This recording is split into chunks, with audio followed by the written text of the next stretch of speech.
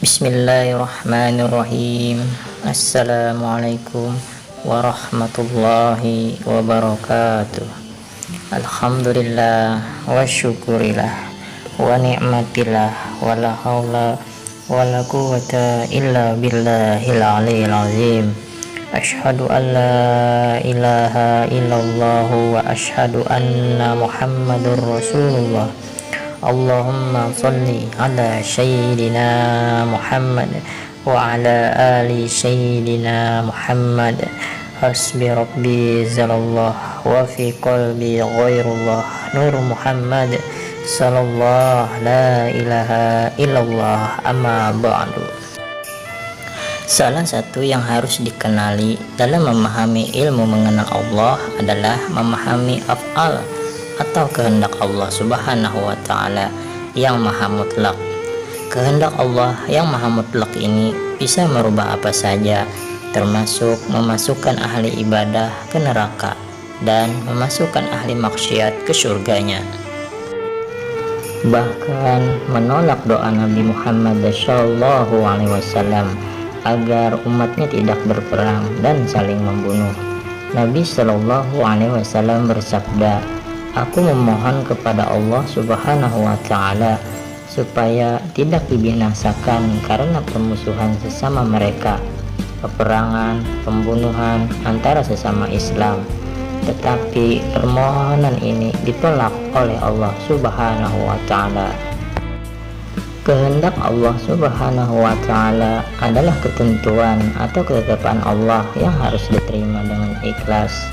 Berkata Abu Hurairah radhiyallahu an bahwasanya Rasulullah Shallallahu alaihi wasallam bersabda, Allah Subhanahu wa Ta'ala berfirman, tanda pengenalan hamba-hambaku di hatinya terhadapku ialah dengan menyangka baik terhadap qadarku. Tiadalah dikeluh kesahkannya hukum-hukumku atau ketetapan, tiadalah dirasakannya lambat karuniaku, dan senantiasa malu berbuat maksiat. Ilmu makrifatullah atau ilmu mengenal Allah jika disederhanakan bertujuan hanya untuk agar manusia menjadi cerdas, baik dalam pola pikir, logika maupun secara kerohanian. Bisa membedakan mana yang disebut Tuhan yang Maha Esa dan mana yang disebut Ruh Suci atau Ruh Kudus. Bisa membedakan mana yang disebut Tuhan yang Maha Esa dan mana yang disebut nama-nama Tuhan yang Maha Esa. Bisa membedakan mana yang disebut Tuhan yang Maha Esa sebagai aku dan mana yang disebut aku sebagai hamba. Manusia yang tidak memahami uraian tersebut inilah yang disebut seperti binatang ternak. Anda masih terhijab jika belajar ilmu ma'rifatullah, tapi pemahaman Anda masih melihat ada perbedaan antara Tuhan yang Maha Esanya dalam agama Islam dengan Tuhan yang Maha Esanya agama Nasrani, Tuhan yang Maha Esanya agama Yahudi, Tuhan yang Maha Esanya agama Sabi'in, Hindu, Buddha, dan lain-lain. Firman Allah Subhanahu wa Ta'ala, sesungguhnya orang-orang mukmin, orang-orang Yahudi, orang-orang Nasrani, dan orang-orang Sabi'in, siapa saja di antara mereka yang benar-benar beriman kepada Allah Subhanahu wa Ta'ala hari kemudian dan beramal soleh, mereka akan menerima pahala dari Tuhan mereka.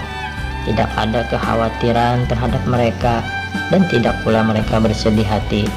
Quran Surah Al-Baqarah ayat 62. Perang saudara antara muslim dengan muslim yang terjadi di Syria, Mesir, Lebanon, Palestina, Yaman, Irak, dan lain-lain akan terus berlanjut sampai ke Arab Saudi, bahkan sampai ke kota suci Mekah dan Madinah. Terjadi karena sudah menjadi ketetapan Allah Subhanahu wa Ta'ala.